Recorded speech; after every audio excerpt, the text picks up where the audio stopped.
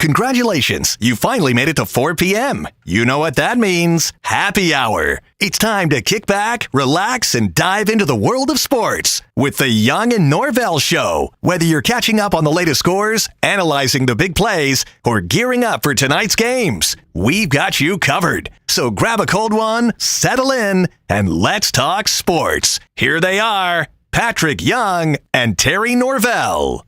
Much to discuss as we kick off a brand new week of the Young and Norvelle Show right here on Action Sports Jax. Glad to be with you here on another hot one. Boy, what a scorcher of a weekend we had. The humidity was turned up to 11, if you get the reference. It was a humid one. And I guess we can expect that for the next several weeks. A lot to get to. We hope to hear from Patrick Young a little bit later here on the program. Brent Beaird, possibly. I haven't talked to Brent. I think he's still traveling and getting back from Atlanta. I think he made kind of a family trip out of last week's trip to Atlanta for the SEC Media Days. But we do have a lot of stuff, a lot of different sports, and a lot of different angles to discuss with you up until 6 o'clock right here on Action Sports Jax. Jaguars reported, had the rookies report a couple days ago. Kind of a, I think, more classroom kind of familiarity to kind of get the rookies squared away. You know, they've been in and around the facility once and might have been hanging around a little bit. But, yeah, it was officially rookies show up kind of once again. Show them where they're going, show them what they need to do, give them the playbook, and kind of get them settled. The rest of the team reports in a day or two, and then I believe Wednesday. It is all hands on deck, I believe. It's Wednesday. Training camp kind of commences with the entire team getting together, and that's pretty much the prescription around the NFL. So a lot of Jaguar talk this week as it looks like footballs will be flying. And, boy, it's right around the corner. What did I hear today on a national show? 10 days before. And I know it's not much. I know we get excited and we get unexcited the first about 3 minutes into the Hall of Fame game. But it kind of – sometimes it's just kind of a flag that we have to pass as we welcome a brand new football season. That is on the 31st, and we're sitting here on the 21st. A lot to get to. I know Patrick, when he comes on, he wants to address – what I think is just another bad look. Just a bad look for the WNBA. You probably saw the T-shirts over the weekend. Patrick said that he wanted to get into that. He's got some strong thoughts. I'm not sure which way he is leaning on this, but just another bad look, if you ask me. We hope to hear from Brent Beaird, college sports news and notes. I've got 2 or 3 things we can get to. And then, of course, Brent will always have a notebook of tons of things that we need to be aware of in and around the world of college sports / college football, as those camps will open up in, 3 weeks? Yeah, right about 3 weeks, around August 10th or so, I think is normally when the college camps, football camps open. Limited drama over the weekend in Northern Ireland. Boy, Scottie Scheffler, he just turned it into the Scheffler Open, and very little drama as Scheffler got a hold of that bad boy. I guess midway through Friday, he started his march, got at the top on Saturday, and really was never headed. He really was never pushed by anybody. He seemed to cruise. I know I met some friends, and we went to a watering hole to watch the back nine. I was pulling for Scheffler, but I kind of wouldn't have hurt my feelings if he dropped a couple strokes going out that back nine. But he just never relented, and gosh darn, he is. How big does the golf hole look to him right now? Those 8, 9, 10, 12-foot putts, I mean, they just feel like they're gonna jar. He's gonna jar it. Scheffler really not pushed at all. Gets, I guess, was that major number 4? Fourth major for Scottie Scheffler. And boy, oh boy, what a year. And remember, gosh darn, didn't he come into it injured? Didn't he get injured? I'm not laughing at the injury, but goodness gracious, he wasn't 100%. But man, he got going. Scottie Scheffler continues to dominate. And you wonder, boy, it looked like Rory McIlroy was going to jump up high on that leaderboard, and boy, did he have the crowd behind him, as you knew he would on Saturday. When he made his move, that crowd was just salivating, and they could not wait to Sunday, and it was there for McIlroy if he could have made up a couple more shots, but he never quite pushed, nor did any other golfer. Nobody quite pushed Scottie Scheffler, but McIlroy very, very close. And as we welcome, let's see if we can welcome up Casey Kurtz. Casey, what about the double golf ball shot by McIlroy? I didn't see it. You didn't see that? I didn't watch any of it. Oh my goodness! It was comic relief, and so McIlroy has driven a drive into the rough. Now, he's not in the buried rough. You can see his golf ball, and it's probably 3/4 visible, right? The bottom quarter is kind of in a little thick grass, but you can clearly see it, and it's kind of in a rough area that's been a little bit tamped down, from the gallery. Sure. But and it looks a little soggy, just a kind of a wet. You can tell it's a little wet, tamped down, but it is into the rough. He missed the fairway. So you can tell by the quarter of the ball that's kind of buried, you could tell he's almost going to hit it like he's playing a sand shot. He's going to have to just kind of hit a lot of earth and propel the golf ball. You know what I mean? To kind of get out of there. It's not buried, but it's got a little bit of it down. So he stands there and he gets ready, and he gets ready, and he gets ready. And he pulls that club back and takes a mighty swing. And his golf ball, it flies out. Off it goes. And then a split second later, Casey, a second golf ball flies up from the earth, from the divot, and nearly hits him in the Interesting. His golf ball had landed on top of another golf ball that was just slightly under the earth. That's incredible. Yeah, it was unbelievable. It really was. And his shot was okay. He just kind of wanted to bang it back out. And his golf ball, he had a pretty good result. And the other ball nearly hit him. And he picks it up and kind of tosses it and laughs. I've never seen anything like it in my life. Yeah, it is wild. Yeah. How about that? Then again, that course has probably had about 10 billion rounds of golf played on it. Sure. Yeah. So I guess there's but it was the damnedest thing. It was the damnedest thing. And I don't know if you said you didn't watch much of it. When Scheffler wins it, it was pretty anticlimactic. He came up 18 with a four shot lead, I guess. So the typical wife and the young baby, right? And at one point, baby is like in front of the green and heading up, and boop, baby goes down. Baby has not quite mastered the whole walking thing. Sure. And it was just one of those. It should have been on the tournament that falls on Father's Day. It's just an adorable. You're like, God Almighty, this guy is the best golfer in the world. Got his great wife, kid. I mean, there's 40,000 people there adored him. Coming up. Scottie Scheffler. But it was a cute moment, a real cute moment. Major League Baseball second half is off and running. Boy, I thought a lot of stuff happened over the weekend as we get back into the first 3-game series is out of the way. It's a sprint now, about 40 games. I read somewhere over the weekend, as we know, the All-Star break, when it happens in Major League Baseball, it's referred to as the halfway point. It's about 60%, though. I read that over the weekend. They said just about 60% of the games are gone. So it's about a 60-40 now. We got about 40% of the games left. And it's starting to really take shape now. Starting to really, really take shape. A lot of weird, crazy, funny things happen. Casey, some weird, really weird, troubling stories out of, number one, a pawn shop story that involves some of the fenced memorabilia, merchandise items that have been stolen. There's been a big theft ring traveling around. I did not. Stealing. What's happened? You've had, and I think it's worldwide. Oh, you're talking about the break-ins? The break-ins, yeah. Yeah. So all the a lot of the high level athletes people are breaking in, knowing they're on the road.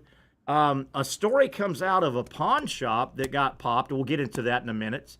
But troubling, and you wonder. I think some of Joe Burrow's collections got uncovered at the pawn shop, and there was a big arrest and all. And but you really ask yourself, Casey, when you steal something that is well known, it really doesn't have any value.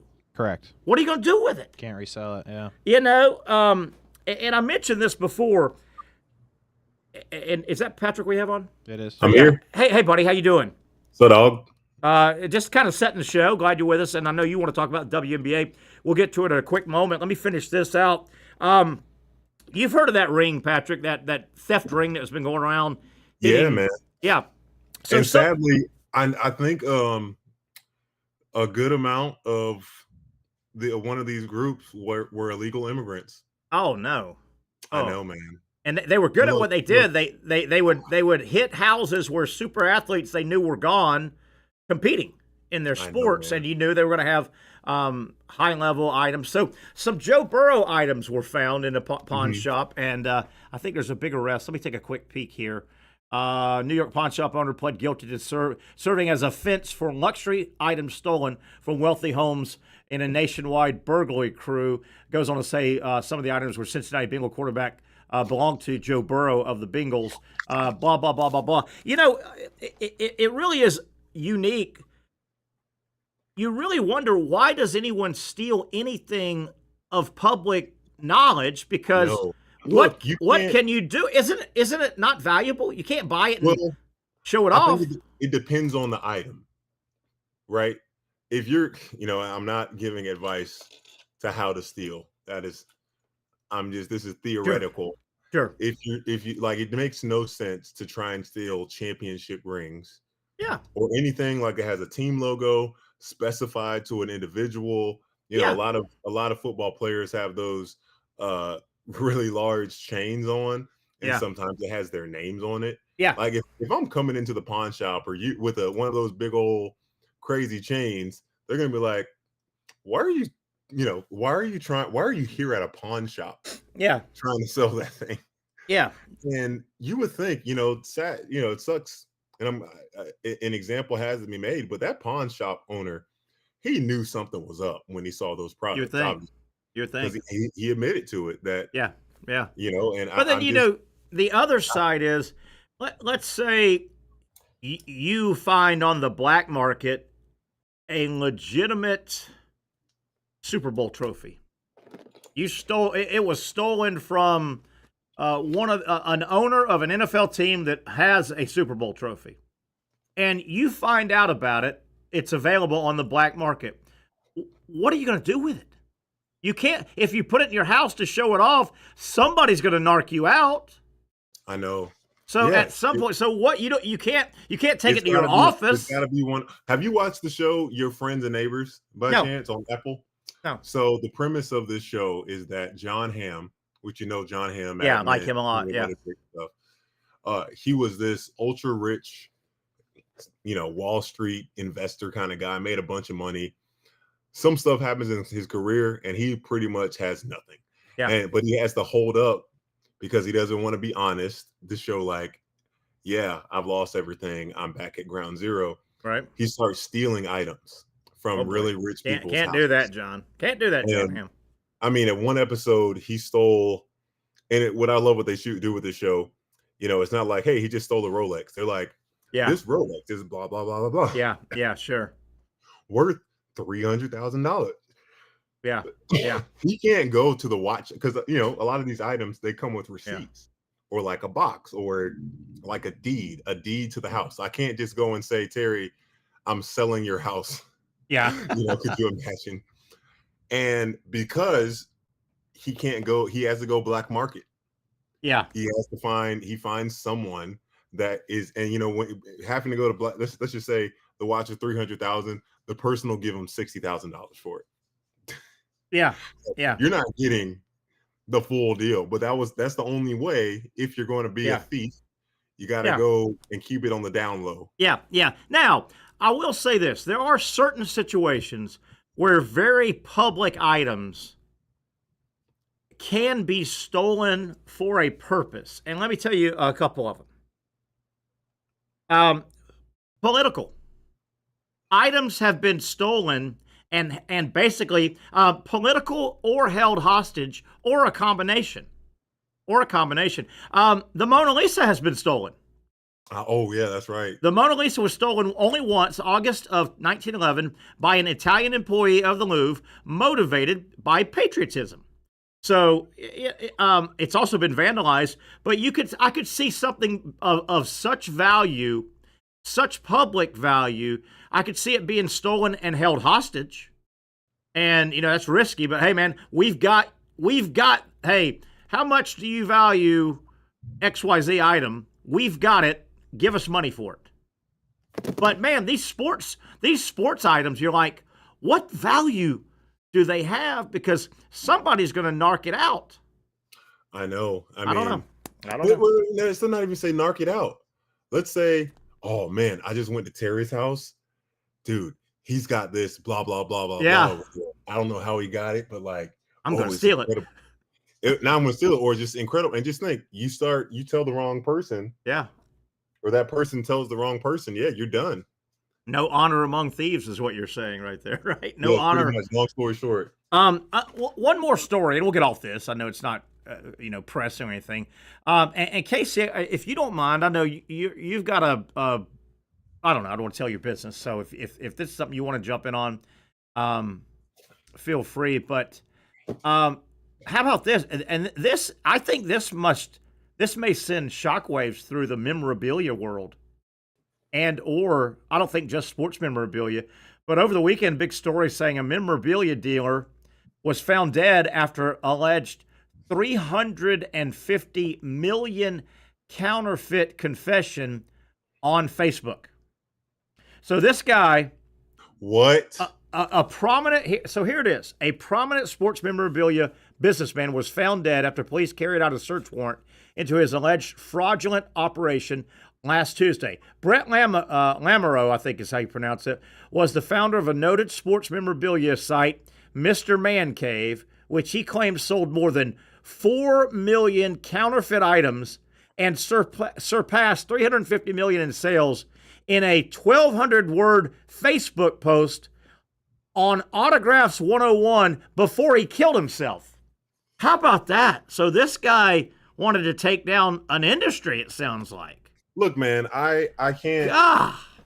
I can't speak for myself because I've never lived in a space where I have the intention, knowing what I'm doing is wrong. Yes. For that to be, look, I've made mistakes where I know what I did is wrong and I still did it.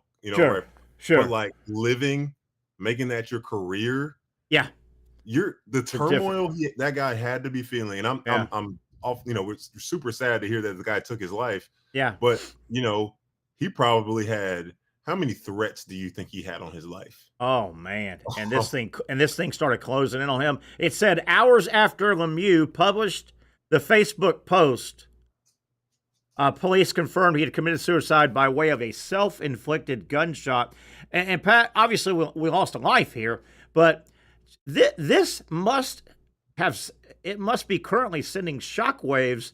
I mean, through that industry, not the death as much as, not to make light of the death, but this guy has said, he sold over 4 million items that were fake in that industry, surpassed 300 million in sales, sold and produced holograms.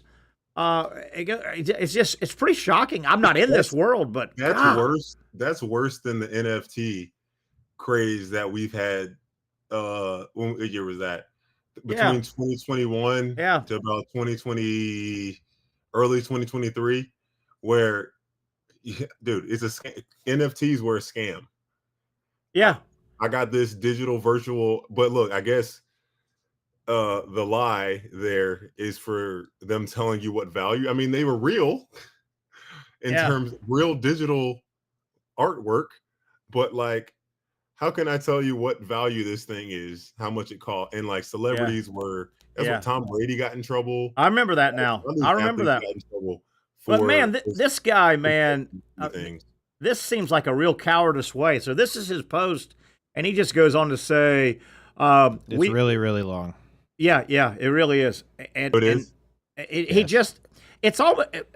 Casey, doesn't it feel like what a coward way out? Yeah, I mean, what a coward way out. I know all about this situation. So, oh, you do?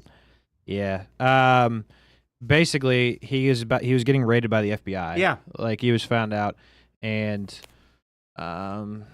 yeah, told on himself. Like, there's a bunch of stuff that I could explain to you here that wouldn't make sense to you guys, but basically, the best way to describe it would be if you buy an autograph from Fanatics, there's a little sticker on it basically that says Fanatics did this, and that's how you know it's real type deal. Yeah. And he got those stickers mass produced in China and stickered his own items. What a coward, man! And I mean, the suicide's cowardice, but the am I right, Casey? Just narking out, trying to bring all the other businesses. Yeah, pretty much. What a coward! Yeah, it's goofy, but listen, I've talked to a lot of people about this situation because it's in the line of work that I'm in. Yeah. But if you think about it, in the grand scheme of things, if you spent a week trying to perfect Tom Brady's autograph, you would be able to do it. You think so? Yeah. It's anybody. If it's you just handwriting. sat down. Yes. And if you practice, and that's what happened. Wrote practice. Yeah. For hours and hours and hours, you would be able to get it down. It's anybody's signature for anything, though. You know what I mean? Yeah. It's not that complex. Yeah. I pretty weak of this guy. He didn't have to face the music. Correct. And I mean, I gotta believe it's just sending ripples through that industry. Yeah, it's not the best. Yeah. Wow. Anywho, just two things I saw that were one thing, and I really want us to talk about on this today. I'm just reading a little bit more here. Love to hear both you guys' thoughts.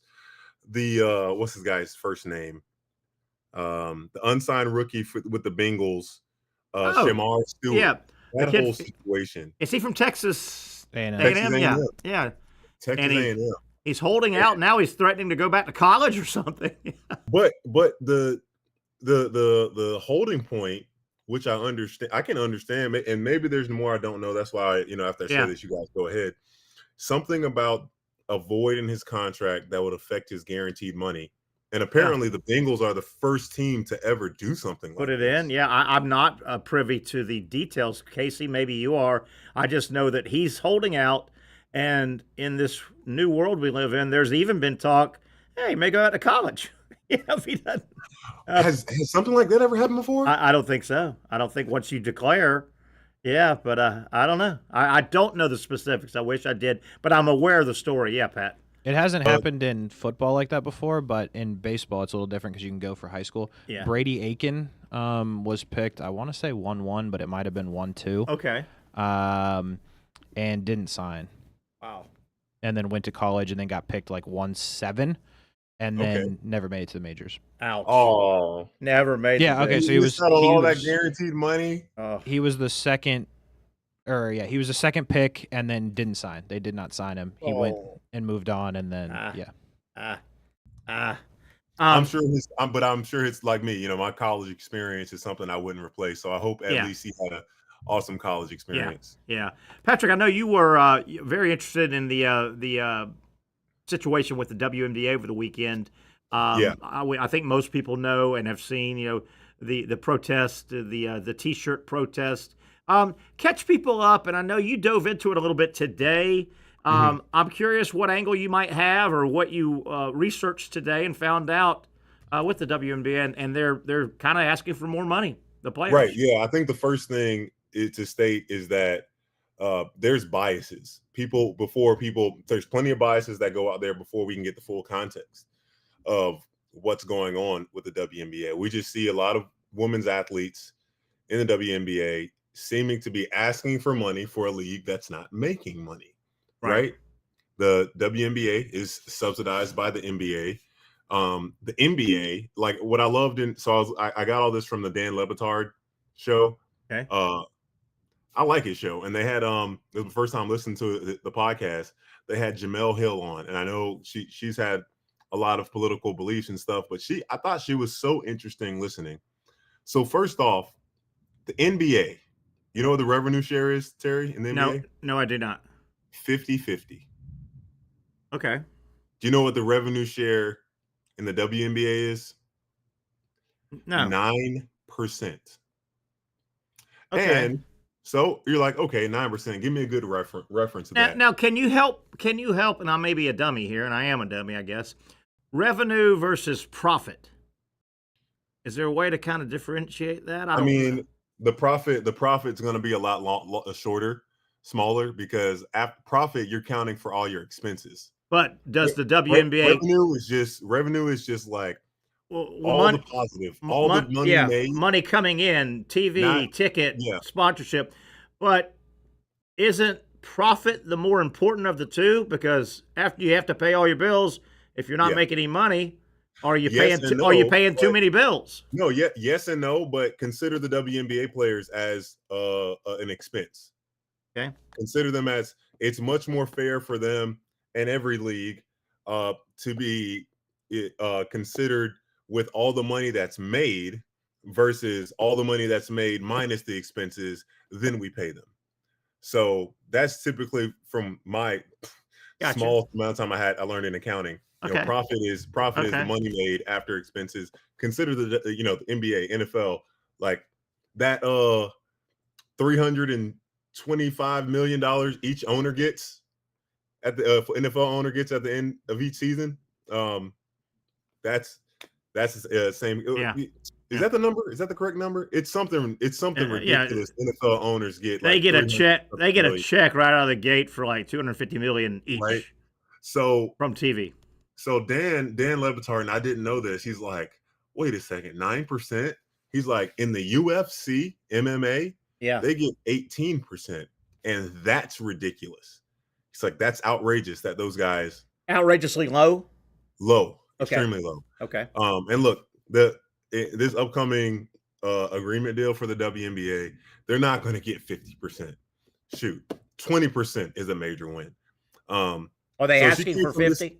Are they asking for 50? They're asking for more than 9%. Okay. They're asking for enough money where they are not incentivized to go overseas. The whole reason Brittany Griner, Diana Taurasi, many of these girls went overseas because they weren't making enough money in the WNBA. So what she shifted into was that the reason and why this is the right time for the WNBA to have a collective bargaining or strike or something, there's going to be a $2 billion TV deal for the WNBA next year. So again, they're not going to get 50. But if they can get 20, 25, 30, I believe WNBA players will start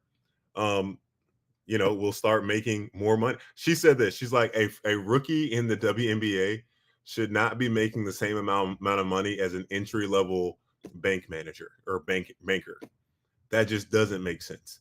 And then she added on to this. One of the teams, specifically the Valkyries, their evaluation, their market value, $500 million.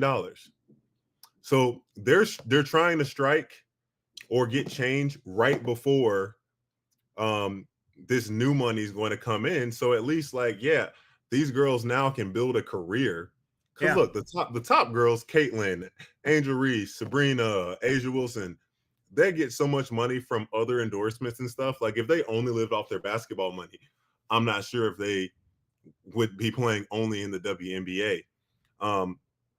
But I just thought it was very interesting because I never looked at or understood it at the point. Yeah, I hear you. They lose $30-40 million a year. Shoot, the NBA wasn't profitable. This league's only been around for 26 years. Yeah. And look at the sports bra, that bar that's picked up. Look, I think you can finally change your statement, which I agree with, to maybe some women watch women's sports, because for a while it's like not enough. I think some are getting up there. So that's definitely a great positive. And look, if you think your league doesn't have a chance, they wouldn't be expanding. They're expanding and grabbing 6 more. Now, do you think that $2 billion? I mean, it's hard to believe anybody would put $2 billion worth of value on a media contract for that league. Do you think that's legit, or is that the NBA twisting their TV partners' arms? Well, she made the same argument for when people say the WNBA loses $40 million a year. Like, where's that number coming from? Who is actually what is the actual, so we can see it? I get it. Yeah. We know the sport's not profitable in terms of ticket sales or whatever yet, but at a certain point, I think the WNBA should absolutely be a profitable sport. I gotta ask you though, and they gotta watch out, Terry, because girls flag football. I watched the 14 and 15 under semifinal games and the championship. Dude, those girls are good. Yeah, I saw a little bit of the boys over the weekend. Did you see that catch? Yes, I did. The kid for the Jaguar team. Better. That was way better. It was better. Casey, did you see that catch? Yeah, it was something. The flag football catch.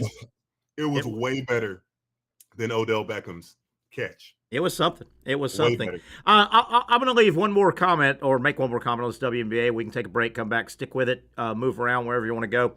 I'm such a simpleton, though. All I know is I see the WNBA, and I don't think many people fight this. Most people understood and agree the WNBA loses $40 to $50 million a year. To me, before you can raise salaries, shouldn't you start chipping away at that loss?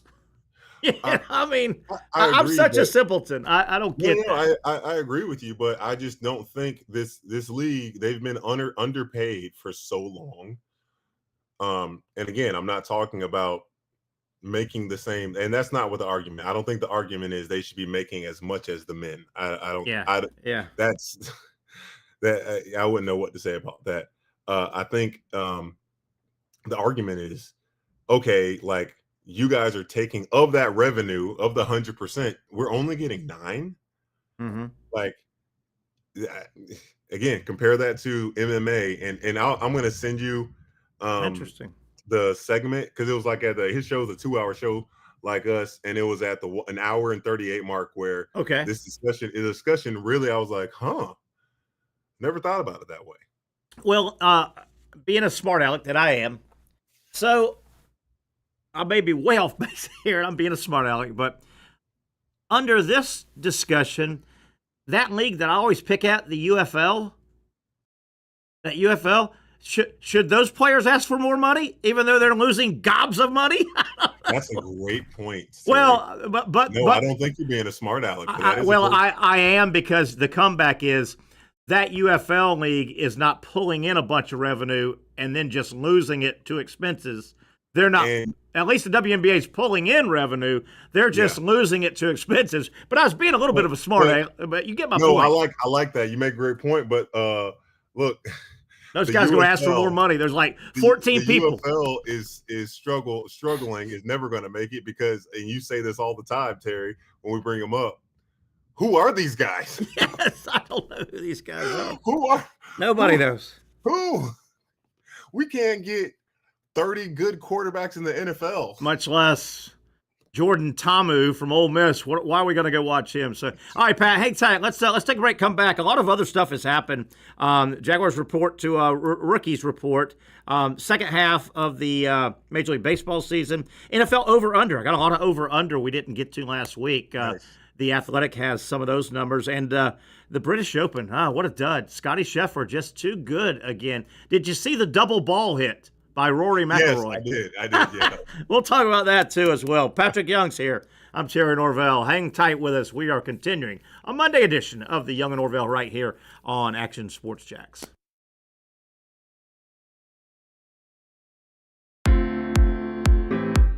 At Southeast Orthopedic Specialists, we know pain and injuries can stop you from doing what you love. This is why our board-certified orthopedic specialists offer the latest in both non-surgical and surgical treatment options and create a treatment plan tailored to your unique lifestyle and goals.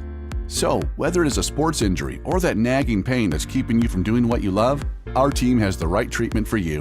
For more information or to schedule an appointment online, visit our website. You really got to hand it to him. Hold on. The previous play is under further review. I'm not sure what he could review, but okay.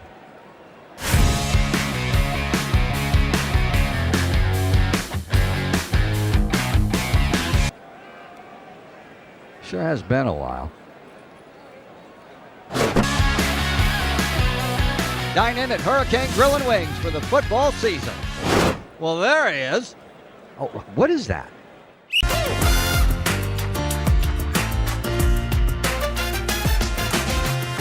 Empower a future, inspire a dream. It's a bold but simple mission for the Jacksonville Police Athletic League known as Jax PAL. Help the next generation of kids in Jacksonville shape a brighter future. Their after-school programs, teenage leadership programs. There's community outreach. It's been just an awesome opportunity to be out here with my colleagues and do something good for the community. It's really been an interesting opportunity to just see everybody work together in a way that we don't normally in the office. And there's sports.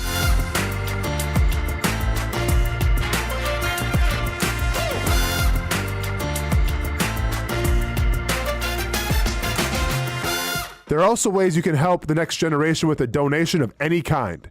Just visit jaxpal.org to get more information. Empower a future, inspire a dream with Jax PAL. Finally, a family atmosphere, kid-friendly restaurant with a real sports bar feel. Bricks Jax Beach features all of that and a large, climate-controlled covered patio with misting fans and heaters for all seasons. Mix in an extremely diverse menu that features the most quality and affordable steak at the beach, and there's no reason not to enjoy your next lunch, dinner, happy hour, or big sporting event at Bricks Jax Beach, 300 2nd Street North in Jacksonville Beach. See you at Bricks Jax Beach. There's a saying in sports, you can't win them all, but you can win a lot with good folks on your team. Like that one painter, First Coast. It's tough to beat the sun in Florida, so your home fades. It's tough to beat that HOA when they come calling. Beat the sun, beat the HOA with that one painter, First Coast. And it's a good time to do it. Less rain to work around and painting in mild temperatures is perfect. After all, the paint bonds to the surface so much better. Give that one painter First Coast a call at 904-417-3557 or look them up at first-coast.thatonepainter.com. Fast estimate, guidance on color and HOA requirements, and the highest quality job you'll find anywhere. Be a big winner in your neighborhood with that one painter First Coast on your team.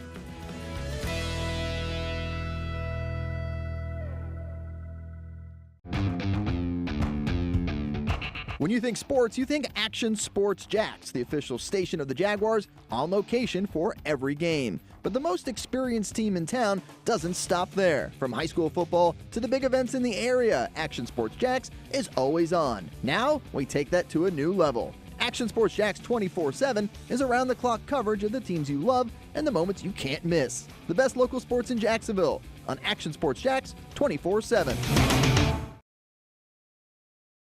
All right, back we are here on a Monday, kicking it off. Busy weekend of sports. It'll be that way now all the way, gosh darn, for the rest of the year. Is it football season yet? It is 10 days away from the Hall of Fame game. How about that? It is. Oh. It is here. It is That's here. exciting. Patrick Young, Terry Norvelle, and you will have no out of bounds today. Mike will be in on Wednesday. He's got some stuff going on today. Brent Beaird may or may not be. Brent's still kind of, I think Brent did the Atlanta trip to the media days last week. Oh, he's out there? And I think he kind of spun around through Alabama and did a family thing. So I'm not sure if Brent will join us, but we'll have our out of bounds. I'm not sure about Dr. Bates either. I don't know if he's on a one or I'm so 2 glad week. You just said that. What do we got? I need my mother. I think she needs to go see Dr. Bates. Oh boy! I wanted to give him a heads up. Oh boy! Yeah. What do you mean by that?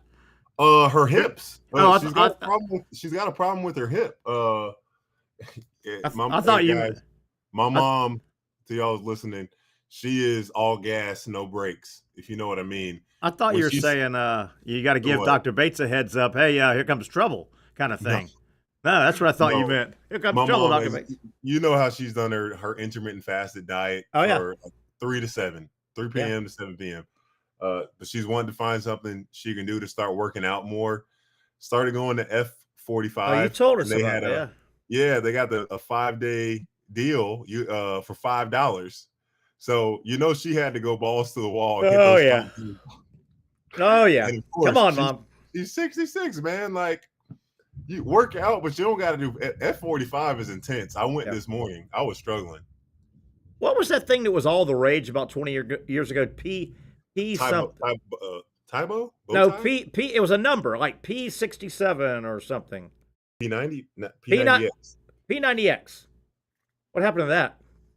That's a great question because I bet you, a lot of people, if you stuck to that P90X program, I think you did get some great results. So it busted your tail if you stuck to it. Maybe, hey, look, if you want to be successful in life, you can't be rigid. Adapt or die. Yeah. Definitely. All right, Pat, I don't think we got to this last week. The Athletic came out with over-under win totals for teams in the NFL. And, boy, it's difficult. When they set the number right, it's difficult.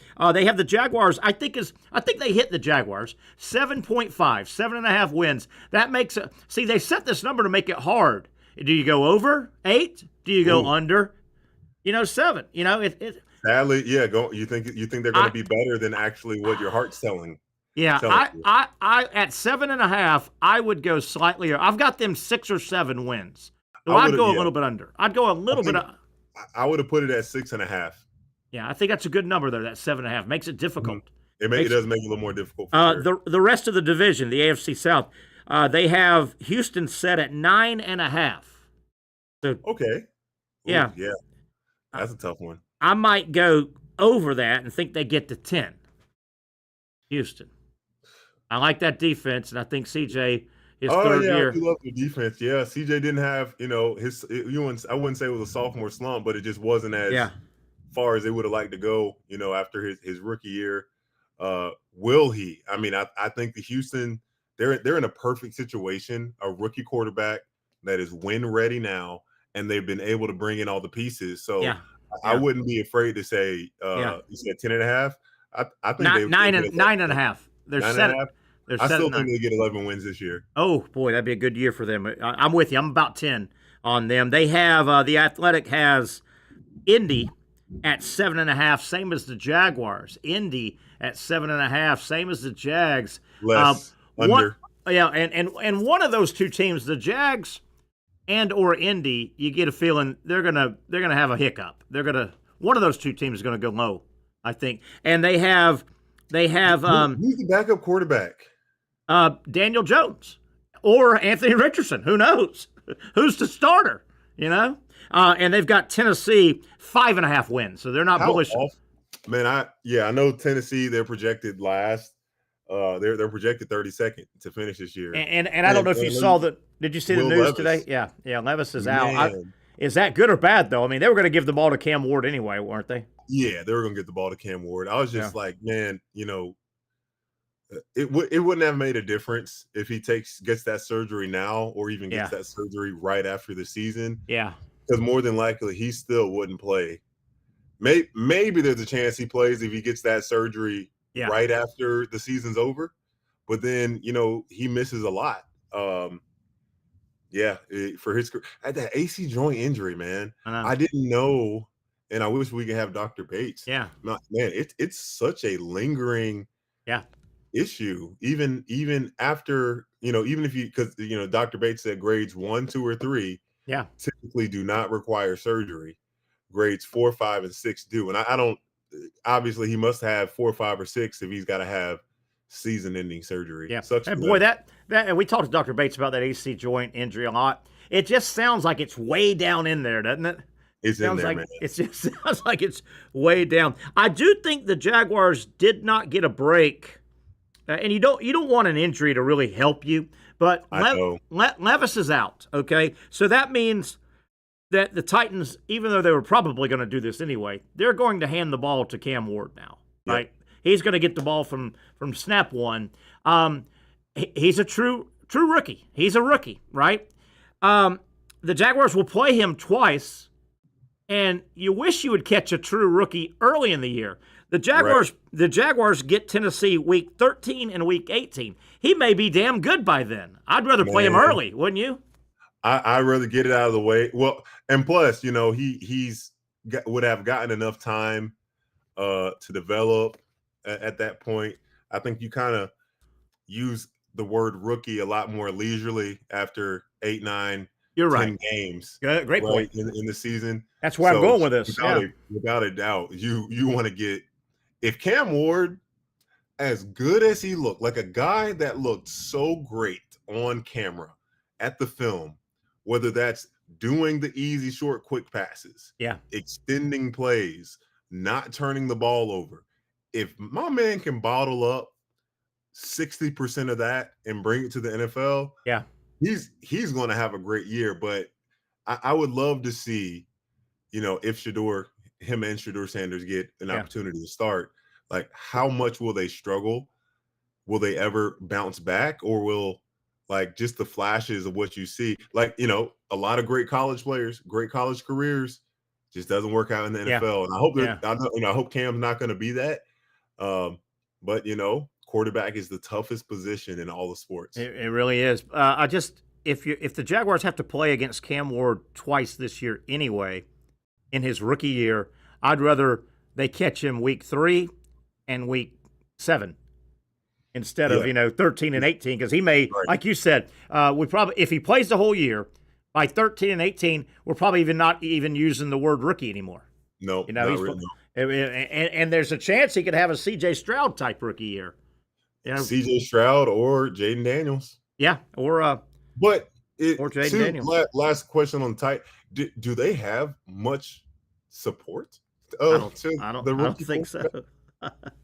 think so. I don't think so. Hey, we kidded around. Casey didn't see it. I saw it, and you did as well. The British Open really didn't have much drama. Scheffler was just too good on Sunday. There was no drama. What about the double golf ball hit by Roy on Saturday? Was that the craziest thing you've seen?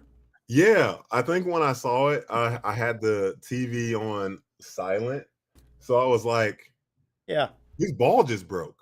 Yes. Or I was like, his ball just broke. Did he just swing under the ball and not hit it? And then he grabbed it. Like, look, again, I didn't hear what was happening. So I'm like, I see him reach down and grab the ball. I'm like, isn't that a penalty? Yeah. But if you looked hard, his golf ball, he made contact and it went onto the fairway. Yep. And then all of a sudden, unearthed was this other golf ball. His golf ball was on top of a embedded golf ball. How's that happen? How's it happen? They design all those British Open courses tend to have like the deepest rough you've ever. And it was damp over there a little bit, and there's probably been 10 million golf balls hit on that golf course, right? Do you think Scottie Scheffler? Obviously, he's not having the kind of tear Tiger had, like when Tiger was consecutively winning tournaments. But at this rate, do you think if he stays the same, this great as he is, by the time he's 45, do you think he could go down to be the best? I mean, obviously, greater than Tiger. Obviously, he's got the math works, and you got to win him. But you got to win him. If he stays healthy, he's 29. Most people say it's hard. Think about here's the math for you. He's got 4. Jack's got 18. Okay, so he needs 14 more to tie. He's pretty much in his peak years. Most people say your peak golf years. Your 30s are really good years. Your mid to late 20s through your 30s. Let's say he gets into from now to 40. Let's call it 10 years. He's right at 29. Let's call it 10 years. And let's just say one major a year. And if you play 10 more years in a row, and play in every major, that's 40 more majors you're going to play in. Opportunities. I mean, if you win 1 a year, 25%. That's still not enough. You're still not there, man. That's still not enough to go to beat the greatest. Yeah. Don't you like golf is the one sport where I would love to see You can look at basketball. Like, it's not so much about physical ability. So much like these guys are so skilled. Some of them are pretty lucky. Yeah. But I would love to see like Jack Nicklaus. Yeah. Would he tear it up? Yeah. The same at this era with Scottie Scheffler back in Jack Nicklaus? Because you can make that assumption, especially when you see. I think talent is talent. I think talent is talent. And one thing I don't think fans when we project like that or look back or project, Babe Ruth. Just pick Babe Ruth out. Okay? Yeah. Great baseball player. If Babe Ruth was modern day Babe Ruth playing today, he wouldn't be the little pudgy looking guy, right? I mean, right? He wouldn't be that guy modern day. Dude, but he showed even if he was the pudgy guy that. And here's the other thing I've got about it. I can hit a damn baseball, Terry. It's like, But I mean, his Babe Ruth, the athlete, would have not been the athlete you see in 1929 in 2025. Does that make sense? Here's the other thing about talent. It makes sense. It's interesting you just said that.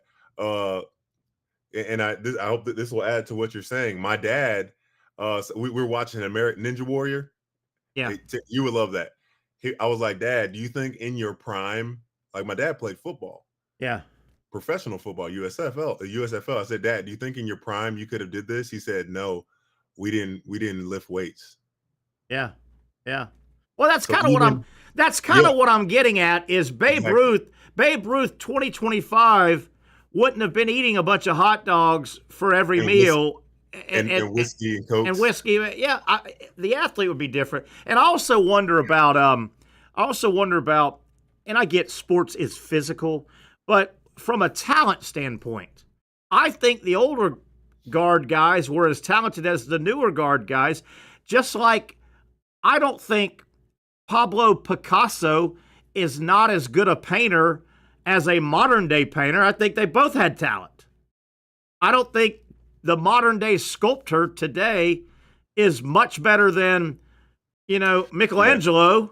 I think talent's talent. Yeah, I agree with you. I think it's not a black and white thing saying I want to select this player from 2025 and see how they would do in 1975. Yeah, it's not black and white. Why is it? Like? I mean, what was the coaching like? What was all that stuff? I don't think anybody argues that. I don't think anybody would say, well, if Albert Einstein was around today, he wouldn't be as smart as everybody. Well, no, he would be as smart as everybody. Yeah. Freaking Albert Einstein, right? Great point. Yes. He's Albert Einstein, for God's sakes. I didn't get to the 1, 2, 3, 4, 5, 6 teams, according to the Athletic, over and under. They've got them in double digits, and you got to make the over under. Let me go over there. Hold on. Let me guess. 6 teams they picked as double digit over under. Need some music for this. Okay. Let's go with the Ravens, the Bills, the Chiefs, Baltimore, Buffalo, and KC. Yes, and yes. All right, that's 3. Mm-hmm. One of them I'm shocked. Because they've had so many injuries. I'm looking at the Eagles. That is 4. Your Super Bowl champion. Who am I? Gosh. Oh man. Will they take the? No, they won't take the Bengals. The Bengals, they're not. They're not on the list. They're not on that list. No. This team has come so one of the 2 you're missing has come so close to the Super Bowl. No way, San Francisco. They are one of the teams, and I can't believe they're on this list. They got them at 10.5 wins. San Fran, and there's one more that came close. So San Fran did make it. Okay, they made this list. I don't agree with it, but they made the list. I don't agree with it either. And give me division because I'm struggling. It's in the NFC, and they've never made the Super Bowl in their life. And I agree with this double digit. Already the Lions, right? Lions, that's one. Yeah, that's it. That is it. Here we go. You don't agree with the Lions? No, I agree with him. Oh, yeah. Here you go. The highest over/under total, according to the Athletic, 12.5, Buffalo. Yeah, I wonder if that's they think they're good and they think their division may have some wins in it. My Super Bowl prediction is Baltimore and the Bills. Already? Yeah. Already? Okay. Yeah. 11.5 Philadelphia, 11.5 Kansas City, 11.5 Baltimore, 10.5 San Francisco Giants. I got to see that before I believe that. And 10.5 Detroit. Those are your double-digit over/under numbers for. What do they have the Giants at? The Giants. I don't know if I still have it. Let me see. And the Bills, or not the Bills, the Browns. I'm really curious for the Browns. They got to be 5.5. Browns 5.5. Who was the other one? Who was the other one? Who else was bad? Is that the lowest? Because I would think the Titans they had predicted at 32nd finish last. Let me see if there's anything. It looks like 5.5 is the lowest. Tennessee's got 5.5. Any team. New York Giants, as you asked for, 5.5. New Orleans Saints, 5.5. Anyone else 5.5, and that's the low number. It looks like. I thought Tyler Cleveland, as we said, and he is now going to be the starting quarterback with the Saints. Who is that? Tyler Slow. Yeah, Slow. The guy. Yeah, terrible. That guy. I wouldn't go see him play if he played for the UFL. I wouldn't pay him. Yeah, I would pay. I would pay to not have to see him. Oof. I will pay you to change the channel. Hey man, I'll give you a few dollars if you change that channel right now. You change that channel. Outside of those top 6, any team that you're like, man, I think this team is really gonna surprise people. Let me think. Let me get to that list here, Patrick. Over under, and so are you okay? Outside of the 6 that are double digit, is there a team that we think might be getting sold short or? Yeah. Sold short. I like Detroit, but they're on there. I like Houston. They're 9.5. Would that count on your parameter? I don't know. Yeah, that counts. I just because I'm similar, but I'm looking at the Redskins. I don't think it was luck what happened with them. They've got them at 9.5. Yeah, they like the Redskins. Oh, look, they're tied. Yeah. I got and how about that? If you go over, 2 of their games are against Philadelphia. Yeah. They must like these guys. Yeah. Gosh. They like these guys. Where do they have Dallas at? Let me see where they have Dallas at. Man. I don't know what I'm a fan. I'm a Dak Prescott fan. I think I like him as a person. I have 8.5. 8.5. 8.5. I would just hate for him to have an injury this year that keeps him out, because I feel like my man, he gives it all, and football is an unforgiving game. Yeah, he had a hamstring surgery. I think so. That ended the season last year. I just hoping that he can. I'm never going to cheer for the Cowboys. Just hoping he can have a positive, healthy season this year. Seems always hurt, doesn't he? Seems always got something nagging. When he's good, though, he's really good. Yeah. When he's bad, he is awful. He really is. All right, 1 hour down, 1 to go. We'll come back, kick off the second half of a Monday edition of the Young Norvelle Show. Major League Baseball second half. A lot of storylines happened over the weekend. And Patrick, this date in sports history. See if I can you better have some good stuff. See if I can wow. Only a couple. Got a couple things. I'll see if I can wow you guys with some sports history, and we will all learn as we go. 1 hour down, 1 to go. Stay with us right here on the Young Norvelle Show on Action Sports Jax. You really got to hand it to him. Hold on. The previous play is under further review. I'm not sure what he could review, but okay.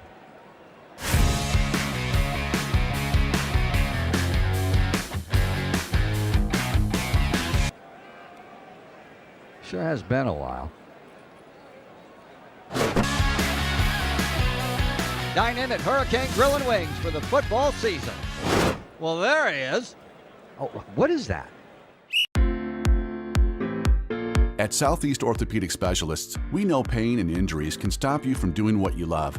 This is why our board-certified orthopedic specialists offer the latest in both non-surgical and surgical treatment options. and create a treatment plan tailored to your unique lifestyle and goals. So, whether it is a sports injury or that nagging pain that's keeping you from doing what you love, our team has the right treatment for you. For more information or to schedule an appointment online, visit our website. Most of us know how to throw.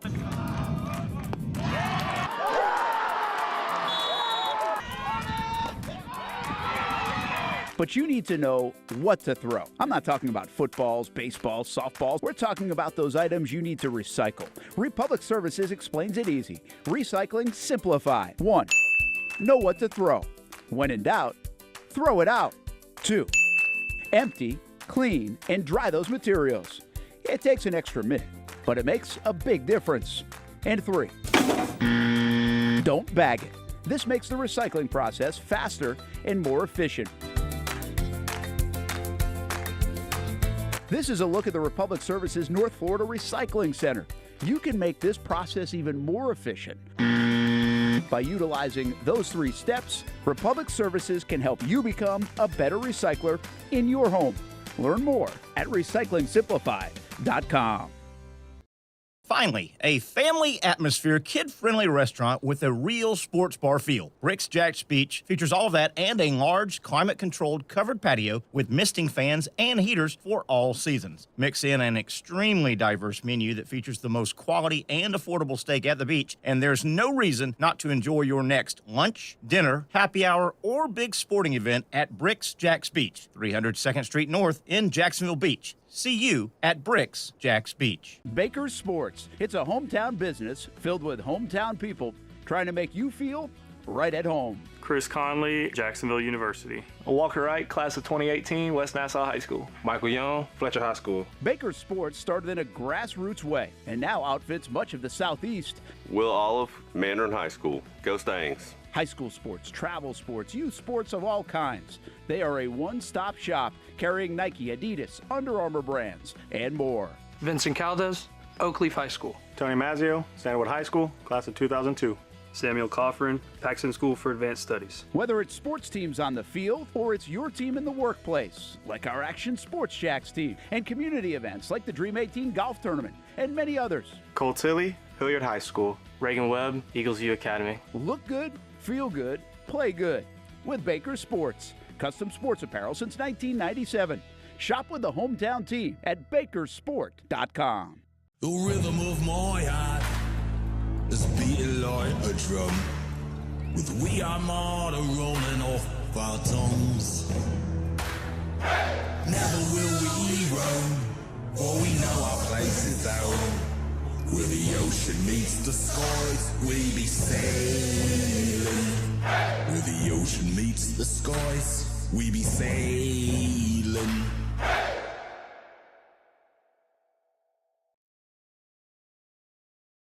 There you have it. A couple days from now, it'll be game on. It really is. It's time for the NFL and to really heat up. Preseason games right around the corner. College football right behind. And then in a weird kind of a way, college starts after the NFL, but college starts their games before the NFL, Patrick. How about that? Welcome, buddy. Hour number 2. Yeah, that always has interested me there. The NFL made a determination about 20 years ago. They think it's best for their league. They want to start after Labor Day. They think their philosophy, I remember looking into this, they said, hey, man, we just want everybody back to school, back from vacation, and they kind of made a mandate. I don't know if they'll ever change that, but they made that decision about 20 years ago. They want to start after Labor Day. When this is a sports history question, when did college football and the NFL kind of take this unspoken, unwritten kind of agreement to start at the same time? And we play on Saturdays. You always play on Sundays. It's been that way a long time, but the lines have blurred, as you know. The NFL, the NFL is kind of okay, and there was an unwritten rule that nobody messed with Friday night. That was Americana high school football night. Yeah, absolutely. And college kind of blurred that. The NFL, so but those rules and unwritten rules, if you will, they kind of blurred, man. They kind of blurred. Money does that. Yeah, money does it. Yeah. Money does that. Wanted to get to a story. We've got some sports history I want to get to, and the second half of Major League Baseball got underway over the weekend. A lot of interesting stuff. Excuse me. I want you guys to help me make anything of this story. It may not be anything. I think it might be leverage. But Casey, I want you and Patrick, if you guys can help me. Is there a story here? So Mike Florio, Pro Football Talk, okay, this is one of his stories. A headline, special league meeting could happen in August over ESPN NFL media deal. Okay, and so I go, what's this all about here? So here we go, guys. 4 times per year, the NFL owners gather to address NFL business. Under certain circumstances, the owners will have a special, previously unscheduled meeting. Usually it happens in connection with the approval of a purchase of a controlling interest in a team. Sports Business Journal recently reported that a special meeting could be happening in August regarding a different kind of transaction. Per the report from Austin Karp and Ben Fisher, an informal heads up has been provided with a potential meeting on the long pending deal to, get this, sell all or most of NFL media to ESPN. Oh, wow. Based on past practice, the heads up is essentially a save the date exercise, letting everyone know when a meeting could happen, if it does happen. And if has been the most important word throughout the talks between the league and ESPN, given that the NFL has always overvalued its in-house media operations. Chances are the league wants more than it's objectively worth. Final paragraph, I promise, and I'll get you guys to jump in. No, you're good. Keep going. The extra value also comes from the fact that the connection gives ESPN and Disney a leg up in the next wave of media right deals with more network streaming assets than broadcast seats. It says asses. With more network streaming asses than broadcast seats. You get where they're going there. Someone could be SOL come 2030. It becomes a lot harder to freeze out ESPN ABC if the company separately runs NFL media and if the transaction includes making the NFL an equity partner in ESPN. End of my reading, I promise. Is that allowed, that last part of the equity? ESPN having equity in that way? I think so. Yeah. My first thought, Terry, was if that happens, that might be the nail in the head on broadcast television. How about that? That might be it. Yeah, that's a good point. I didn't think there. Casey, the first thing that came to mind, that's a good one, Patrick. Very good one. I didn't think there. Yeah. My first thing that came to mind is this leverage? Is this the NFL's way of there are other broadcast partners out there, and if you kind of let it be known, you know what, we might saddle up with just one. You may be greasing the pump for the bids out there. Greasing the pump, yeah. Yeah. So hey, all you other ones, Amazon and Peacock, you better kick in a bunch. Casey, it's inevitable, but we're willing to delay it maybe a few years. Yeah. If you guys pay us way more. But boy, would you want all your media in one basket? Casey, any thoughts on this? I know it's a lot of reading. I mean, if they're willing to pay the most, why not? I guess you're right. Yeah. Who cares? Wow.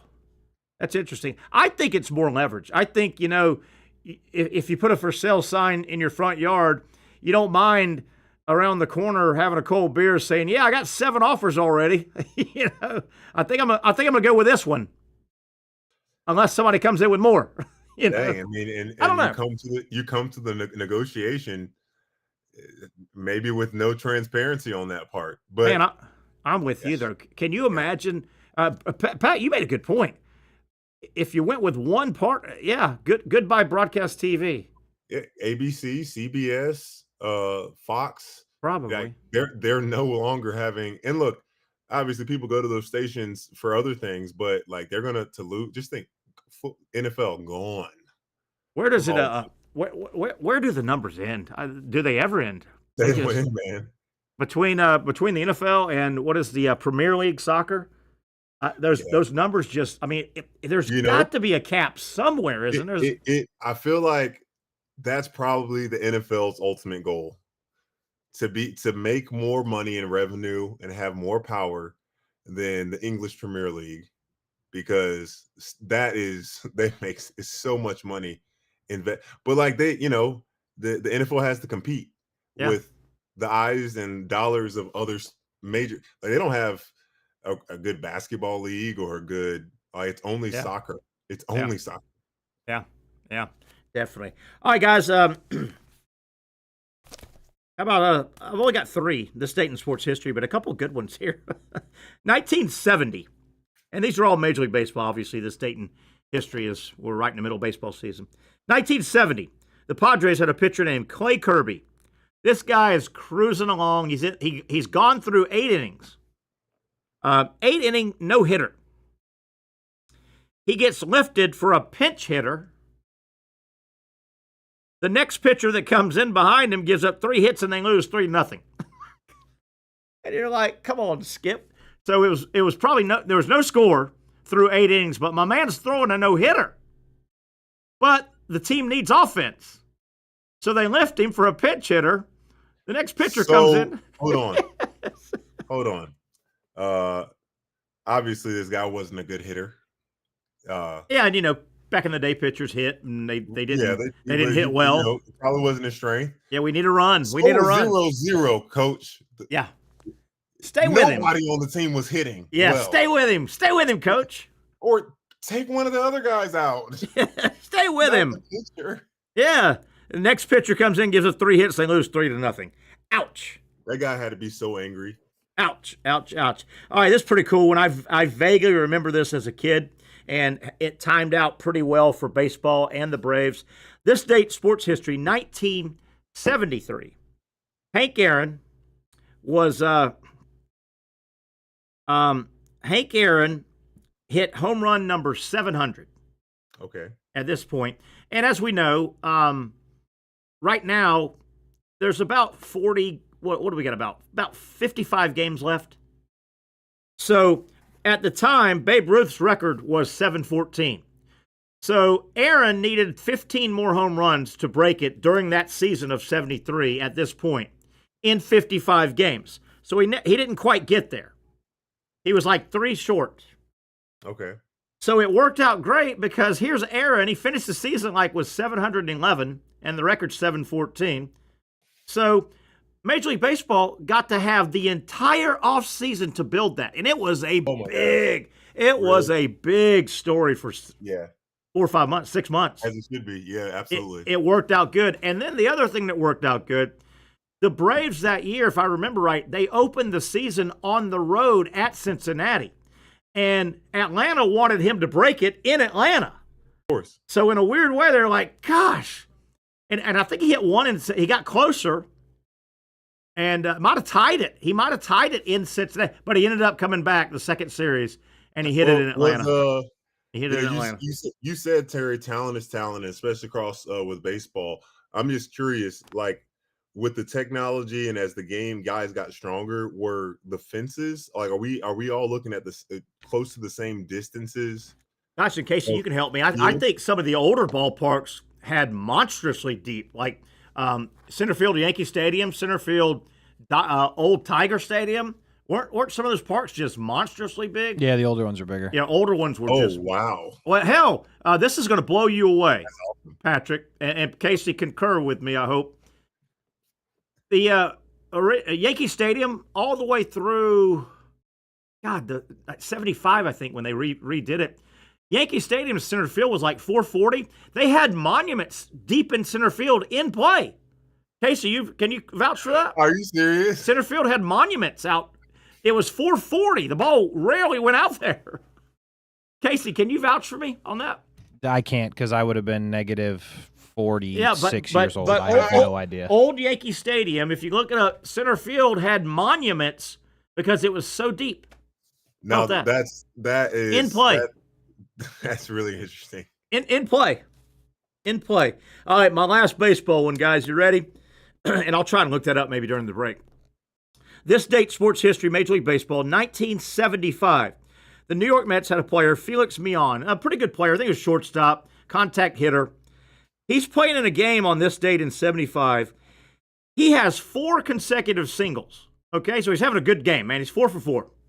Single, single, single, single. He got erased by a double play 4 consecutive times by the next batter, Joe Torre. You remember the manager? Joe Torre hit into 4 consecutive double plays following Felix Millan hitting 4 consecutive singles. How's that happen? How the hell's that happen? That's never happened before. That's the only time that's happened. How That's does the that, only time. How does that happen? And 4 if you're singles and if then 4 double plays. yeah, Joe Torre. That's the only time. Same guy. Joe Torre hit in a double play. He's like, come on, Joe, for God's sakes, do something. You have one job. What job? I'd be like, hey, how about you can strike out on purpose? Yes. Jump in front of the ball, get hit. Let me see if I can look that up. Actually, could I ask what's your name? Who's my girl here? Yeah. Oh, did you name her? No, she didn't. She needs a name, doesn't she? Chat GP. You're a chat person. Actually, why does she not have a name? Oh, I guess she doesn't talk to you. It's just text. I think you can name it. Can you make her talk? Hey, chat. I really have enjoyed working with you since your existence. I would love to give you a name. Any suggestions? Oh boy. Love ChatGPT. It's the best. Can you put chat to where it's audible? What'd she say? I got answers already. What'd she say? Spark, a little burst of energy and insight, short for spark, but spelled with a little flair. SPARC. Navi. Blue. These are terrible names. Strong. It says those are playful and friendly names, and it says these are strong and guided, grounded. Never have monuments in play. Atlas, Rhodes, Echo, and this is so personal touch. Coach Byte, BYTE. I hate those names. Those aren't names. The hell are those? Pat, those aren't names. Those aren't names. Oh man. Are you going to answer my question? Can you ever turn ChatGPT audible, where the answers they speak it? I don't know. I think that's probably on the horizon. Because it's an Apple phone and this is through an application. Obviously, Apple's not going to put a foreign AI to be the main voice operator. Be very interesting to see if ChatGPT, maybe there are certain devices on the, if a watch would be perfect for me. That's all I need. Yeah. Just, hey, blah, blah, blah. What time? And then it just spits it out and regurgitates it so easy. Because Siri, it just doesn't compute the same as ChatGPT. Have you ever thought 2 areas that, not just the only ones, but there are 2 areas that the cell phone has destroyed. It has destroyed the watch market, I think. A lot of people don't wear a watch because their phone tells them their time. Exactly. And I think the cell phone has also the clock. Wake yourself up clock. Your phone is your clock. I think it's killed those 2 industries. The I grew up on. I'm sure Casey did as well. Absolutely. Set your clock. Plugged in or battery alarm clocks. Yeah, right. Yeah, and the red numbers. Yeah, you looked over and the alarm clock is what I've been trying to say. The alarm clock. All right, guys, we're all going to learn here. You ready? Everybody? Here we go. Yes, center field at the original Yankee Stadium once had monuments in play, a unique, famous quirk in baseball history. From the 1930s through the early 1970s, Yankee Stadium had 3 granite monuments in fair territory, located in deep center field, about 460 feet from home plate.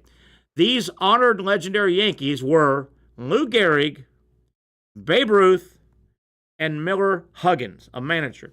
At the time, Death Valley, as it was called, had such a deep center field that the monuments were placed near the fence, but still in fair territory.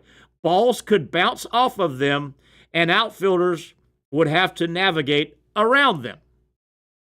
How about that? Yeah, I mean, the first question, I'm sure all of us were thinking, like, how often did balls go out there, and what do the rules have? So, hey, Rubber the Green played it as it live. Yeah. Okay, so in 74-75, when Yankee Stadium underwent a major renovation, the monuments were moved behind the outfield fence to what is now known as Monument Park, making them out of play from that point forward. So, yes, in the past, Yankee Stadium center field literally had monuments in play, one of the most iconic oddities in Major League Baseball history. How about that? That is very good. Good stuff. Casey, how about that? It's great. Learn something new every day. Pretty cool. Now, I will say this. This has been wiped out, but wasn't it recently, Casey, that Houston had a hill in the outfield? They did. Yes. Yeah. Remember that? They had the hill in the outfield. I went in 2003. My dad took me to the All-Star game. Is that right? Yeah. Really? And yeah, I got a ball. Still got it somewhere. But yeah, I always thought. And man, so they might have. It might have been that stadium. You guys help me out, or another stadium. There was a light pole that was in play. A very recent stadium. It might have been that where the hill was at. The light pole came down, and it was in the grass, in the field. Look it up. I'm telling you, a light stanchion. You know, the pole. Don't you laugh at me, Patrick Young. I can't help it. I'll come right through that screen. I will. I'll look that up. I think Minute Maid Park. Terry, isn't it better if I laugh in your face? I guess you're right. Than behind your back. Correct. Okay. I'll just do both now. Thank you. I appreciate that. Let's take a break. Brent Beard's ready to jump on. We've got Brent Beaird coming on, and we've got Major League Baseball news and notes from the weekend that was kicking off the second half. That and a whole lot more. Stay with us here on the Young Norvelle Show. At Southeast Orthopedic Specialists, we know pain and injuries can stop you from doing what you love. This is why our board-certified orthopedic specialists offer the latest in both non-surgical and surgical treatment options and create a treatment plan tailored to your unique lifestyle and goals. So, whether it is a sports injury or that nagging pain that's keeping you from doing what you love, our team has the right treatment for you. For more information or to schedule an appointment online, visit our website. You really got to hand it to him. Hold on. The previous play is under further review. I'm not sure what he could review, but okay.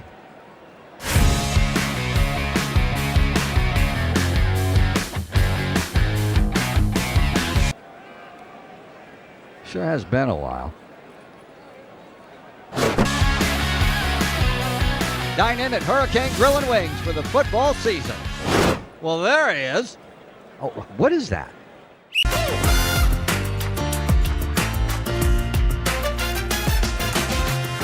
Empower a future, inspire a dream. It's a bold but simple mission for the Jacksonville Police Athletic League known as Jags PAL. Help the next generation of kids in Jacksonville shape a brighter future.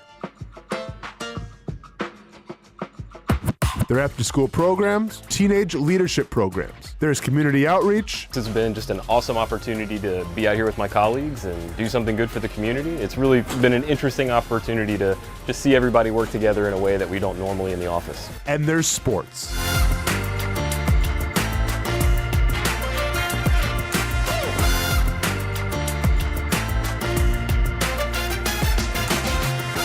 There are also ways you can help the next generation with a donation of any kind. Just visit jaxpal.org to get more information. Empower a future, inspire a dream with Jags PAL.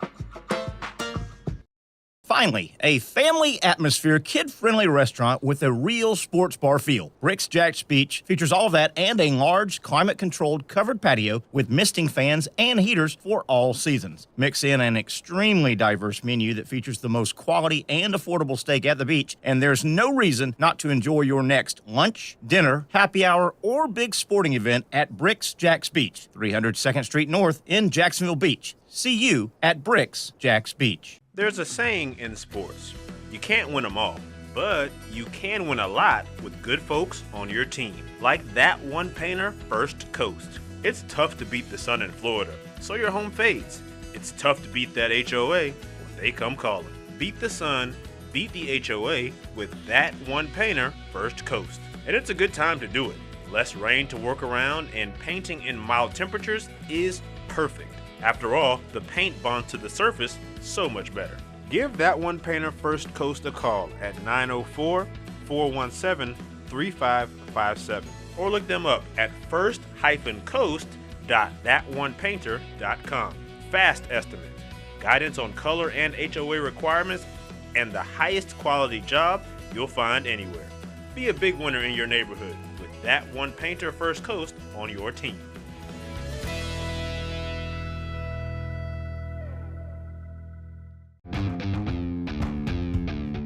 When you think sports, you think Action Sports Jax, the official station of the Jaguars, on location for every game. But the most experienced team in town doesn't stop there. From high school football to the big events in the area, Action Sports Jax is always on. Now, we take that to a new level. Action Sports Jax 24/7 is around-the-clock coverage of the teams you love and the moments you can't miss. The best local sports in Jacksonville on Action Sports Jax 24/7.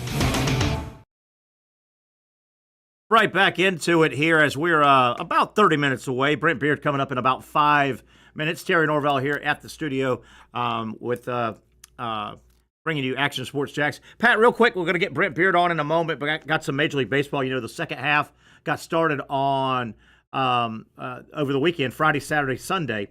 A lot of stuff to get to real quick before we get Brent. Patrick, how about the Rockies? I'm so proud of the Rockies. You realize the Rockies, they started 2-0. They won 2 of 3. They were 2-0 in the second half. They should have just stopped right there. They should have just shut it down. They should have. Yes, they should. Milwaukee, how about, boy, they are red hot. They have won 10 in a row. They are now tied with the Cubs. Boy, they are playing good ball. Don't look now. Are you a fan of their logo? No, I've always hated it. Me neither. Always hated Milwaukee. And it supposedly is an MB for Major League, MLB. Yes. It looks stupid. I've never. It's a glove. Like I see what they did there. It's never popped. They should have changed that. How about the Braves being the Braves? Saturday night, the Braves hosting the Yankees. The Braves blow a 5-0 lead. They lose 12-9 by giving up a grand slam in the top of the ninth, and they were ahead 5-0. Come on, Braves. Was that game 1? Game 2. That was game 2. They won game 1, though. Yes, they won game 1. The Yankees. Acuna, that throw. How about that thing? But that guy makes it if he slides. Yeah, that was. He got narked. That ball was exactly where it needed to be from 301 feet away. Yeah. Like a surgeon couldn't be more precise. What a throw by Acuna and the poor base runner. I don't know if his third base coach was not helping him or he was just dogging it. But I'm sure his coach at some point he's watching. Give him the downtime. Give him down. What else was the third base coach doing? Hey, my boy Caglione had a 2-run double yesterday. Here we go. He's picking it up. He 1 for 4 again. He hit 2 home runs in back-to-back days. So he went 4 for 4. No, 1 for 4, 2 home runs the other day. Nice. Back-to-back games. Back-to-back games. Don't look now. Boston, boy, they dropped 2 out of 3 quickly. Seattle took 2 of 3 from Houston, and the Dodgers are again scuffling. Really, they're bouncing around, not playing good baseball. As a matter of fact, the Dodgers are moving Mookie Betts to the leadoff spot to try and get him going, and that's Ohtani's spot. But Betts has really been struggling. He's not hitting well. No, just not. I saw Ohtani. I don't know if he got his first start in terms of like full go. Yeah, but he got 3 innings the other day. Yeah, he's stretching it out now to 3. He's going to go 3 again. Last night I watched about 2 innings of the Sunday night baseball game. It was Texas Rangers and Detroit, and your boy Scooble was on the mound. If you hadn't seen the lefty for Detroit, he is nasty. He's as good as there is in Major League Baseball. He's as good as it is, huh? He really, he's got multiple pitches. He commands. He can put the ball where he wants it. I will say this. The Rangers, I don't see them all the time. Last night, they wore their all powder blue uniform and powder blue hat.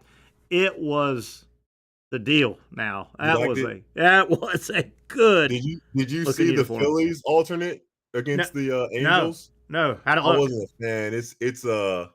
It's all blue, not like a gator blue, Yeah. a kind of Yeah. dark teal. I was just like, who is this? Yeah. It probably would have been a good game. I just couldn't watch it. I'll say this: Kyle Schwarber, he's one of my favorite hitters. I like him too. It just didn't look right on him. Yeah. He's got a Like nice it looked swing, like doesn't he? he was in like he's got a baseball bat in his hand, but he should be at a cornhole convention somewhere. Hey, Schwarber's got a good swing, doesn't he? That is a Yeah. nice Oh, baseball man. swing. He sees not, it's not just a swing, but I mean, he sees the ball so well. He really does. He can He sees really, that. He knows the strike zone. really he knows hit. Gosh. Hey, don't look now. Tonight, how about this? Starting a 3-game series tonight. Yankees at Toronto. Toronto leads by 3 games. Oh wow. Toronto, the Blue Jays really playing. Do you have the baseball channel? Will you be able to watch? No, I don't, unless it's on one of the I don't have MLB Network. Yeah. Or anything. I just get lucky with ESPN or the broadcast here and there. Fox will have one. Another pretty good series. We've got 3 series I'm really interested that are starting tonight. Yankees at Toronto. That's a big one. That is a big one. Toronto chased the Yankees down in the first half. We've got Milwaukee at Seattle. Milwaukee red hot. Seattle. New York didn't finish that second half of No. They didn't finish strong. Not at all. And Boston, speaking of Philadelphia, Boston, they kind of limped in that first series, lost 2 of 3. They're at Philadelphia, so some pretty good series we'll track this week. We hope to have Cade Kistner on tomorrow, our buddy from Sports Illustrated, and he'll be fresh back from pumped to have him back. The All-Star game. Yeah, everybody's starting to get back. You can kind of feel, too, most vacations are wrapped up. I was talking to a teacher today, Patrick. A teacher today told me school generally starts August 11th. Isn't that crazy? August 11th. She's got to report. She's got to report the 4th. I think they start the first week. Yeah, at Providence. Yeah. Speaking of, still a couple weeks left for your basketball camp. So if you want to get your basketball player in camp before tryouts for middle school, tryouts for high school, or just work on that game, you can still contact Jacksonville Basketball Academy. Jacksonville Basketball Academy. Look them up online. Google Jacksonville Basketball Academy. All the information. Plenty of time. A couple more weeks of camps. Yep. You'll be glad you did. Your basketball player in your life will be glad you did. Yep. Coach Martin runs a really good camp. And I'll say, if the group training might not be there, but there is individual training options for your players. So then still time to do that while in school. So the summer camps might be coming to an end, but the ability to still work on your game is not going away. The teacher I talked to, going back to how obviously the camps are starting to wrap up. School starts August 11th, and there could be some fluctuation, private schools here and there, but generally school starts August 11th. The teacher I talked to today said she has to report teachers August 4th. I mean, didn't they just go on vacation yesterday? Yeah. It feels like. And I feel so bad. My buddy Matt Santoni, who he's someone that you'll meet if your child's at JBA, and also the head coach of the JV squad. Like he hit June is the worst month of the year for him. Is that right? Because he's got AAU basketball, the camps, all that stuff. At least school is over. Yeah. At least. Yeah. In July, he gets a little bit of a time. Him and his wife always take a trip or do something. And then he's got to report actually Monday. Ain't that something? Isn't that something? Oh. It feels like the kids don't get any summer out. Well, in foreign countries, school is kind of year round, but you get 2-week breaks throughout the whole year. It is kind of weird when you think about it. Like, as a parent, Terry, you could have your schedule plan and routine for one certain time of the year. Your job stays the same, but now things change now that your daughter doesn't have school. Sure. It's a concern. You got to do something. with your children, you know? What'd you do? I'm sure you were a fun dad. Well, we did camps. We did, hell, I put her in a basketball camp one summer for 3 weeks. Yeah, but cheerleading camps, after, just different things. There was just, it seemed like there was always something going on. But no, I put her in a couple camps during summers. I bet you would have made her play flag football if you were raising her up again now. Yeah, I would. Yeah, she would have enjoyed that. I'm not sure. Do we have Brent Beaird on? Mr. Beaird, I think, is there. There he is. Hey, buddy, how you doing? I'm doing all right. Good to be on with both of you as we now head into the last couple of weeks before college football starts. Absolutely. Brent, I don't know where you were at over the weekend, and I can ask Pat or get Pat's opinion. I thought yesterday about 3:30, I get home, was watching some of the golf with some friends, got home, let Penny out. I thought it was as humid as I can ever remember. It is nasty out there, isn't it, boys? Yeah, it is. We got a little relief because of the rain today. So, but players are about, and see, the problem is right now is can these guys behave the next 2 weeks? Yeah. Before they begin camp. So I know they're trying to get it all in, but man alive, I just don't know. Florida had one step out. Georgia had one step out. I'm glad you just said that, Brent. It reminded me, what was it, 2 or 3 days ago? The Ole Miss terrible. Died in a gunshot. Senseless, yeah. Yeah, it really was. Absolutely senseless. Guys, I got a couple topics, and Brent, you may have a few. We got about 15, 16 minutes here or more. I thought an interesting story came out of Memphis, the Tigers athletic program. Did you see the deal? Memphis supposedly has put together, went to some of their sponsors, and supposedly they ponied up commitments, and you're talking big sponsors, FedEx and a couple other ones that you would know, big boys. Supposedly, Memphis, the athletic department at Memphis, ponied up, got commitments from about $200 million worth of sponsorships. And Memphis went to the Big 12 and said, hey, if we hand you this $200 million sponsorships, we want in. And the word is they said no. And I don't blame them. The money at some point will run out. If it's the wrong choice, it's the wrong choice. Yeah, right? But yeah, the Big 12 said, oh, that's great, but no. Brent, had you heard that? It just broke, I think, today. I hear what they said. But at the same time, if they've got that money coming, it'd be hard to turn them down. Yeah. But I think they're thinking long term. 30 years from now, what if Memphis is not the right fit, and they're stuck with it because it's hard to get somebody out of your conference because they're going to sue you for bloody murder. You know. But I thought that was interesting. Speaking of players stepping out a little bit. Again, this is a serious topic that I don't want to make light of the issue, but boy, BYU is over a barrel right now, I think. Their pretty good quarterback, Retzloff, he has left, and he's a good player, and BYU is good. BYU with that quarterback, he had some sexual charges against him that were dropped by the girl. But both the girl and the quarterback, former BYU quarterback Retzloff, they both admitted they did have sex the night in question. Yeah.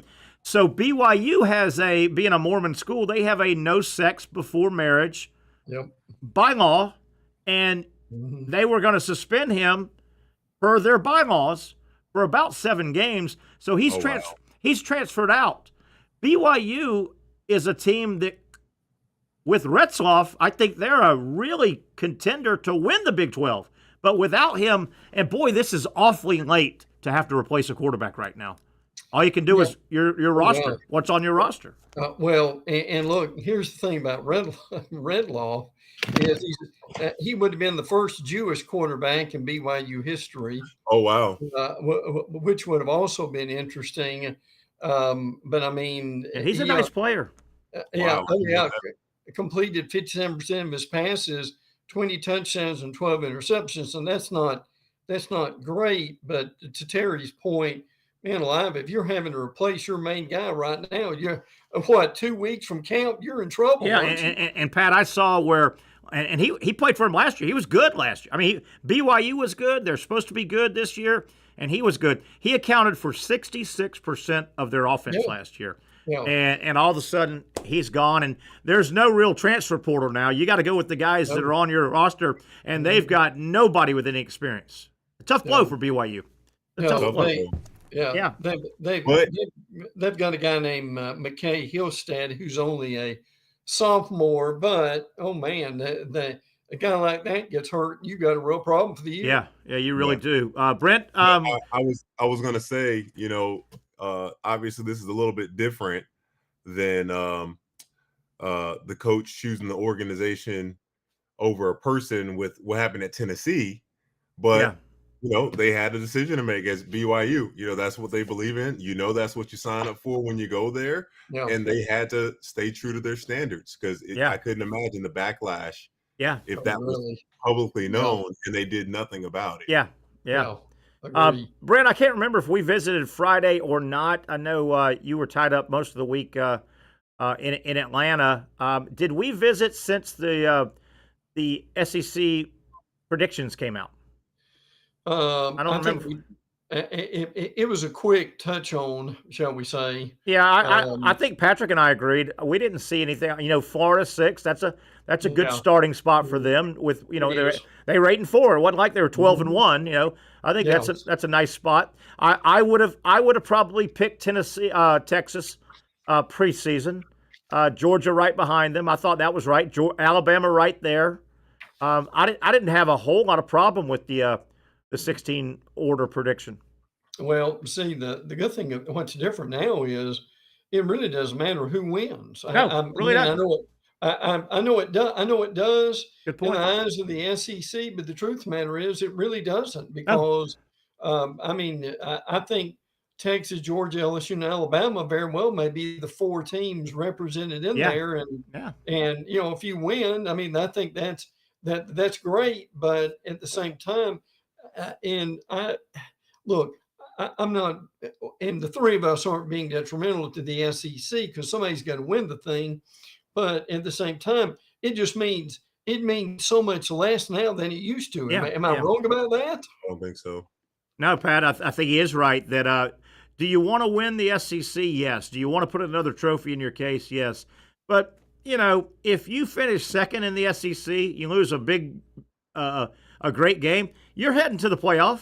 Sure. You're heading to the playoff. Yeah. You want to win that thing, but yeah, for sure. But if you don't, 1, 2, 3, or 4. 1, 2, 3, or 4. By the way, Retzloff, that good quarterback, he's heading to Tulane. And it's a good program. And they're good too. And they're good. They lost their quarterback to I think he might have gone to the Tulane quarterback went to Memphis. He might have went to Memphis. Mensa. He was a nice player. Texas is killing recruiting, Brent.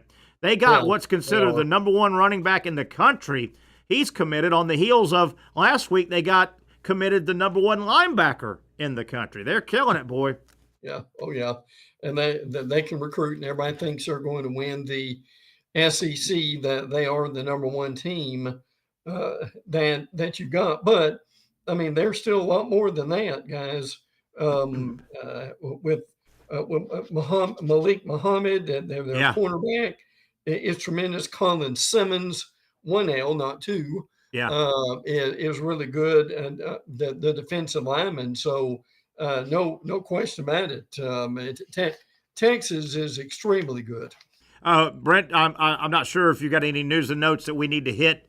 Again, we were in and out with media days last week. Anything we need to wrap up from last week? Anything we need to hit today on your notes?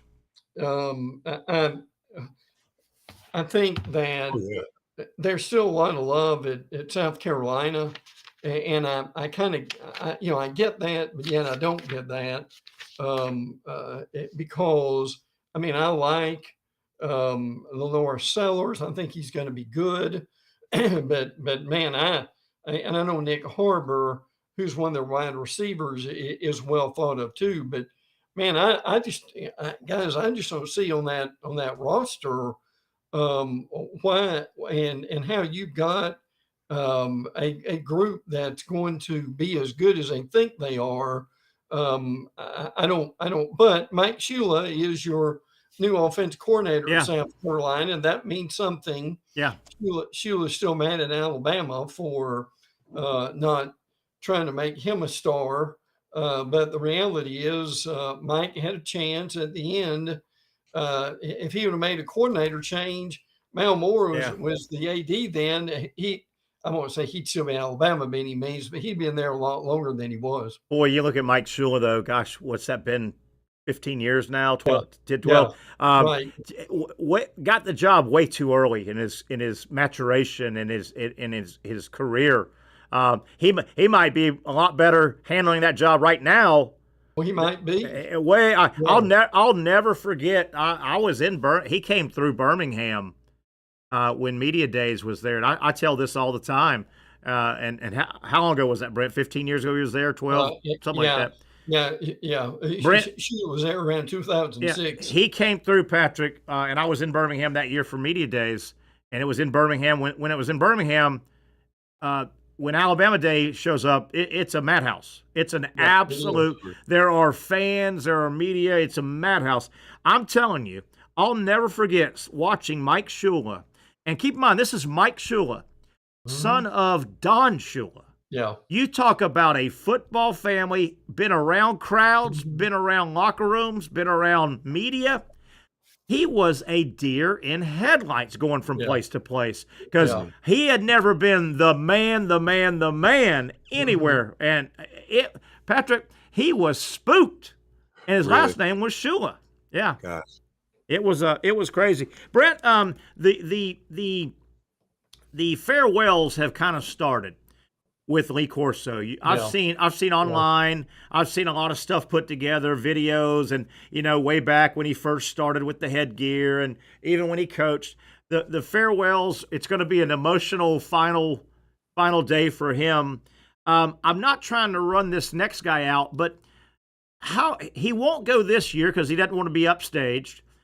How much longer does Paul Feinbaum sit in his seat? How much longer do you think he wants to do that? He works hard, man. 4 hours a day is hard. Yeah. And then for that group of people, that audience, yes.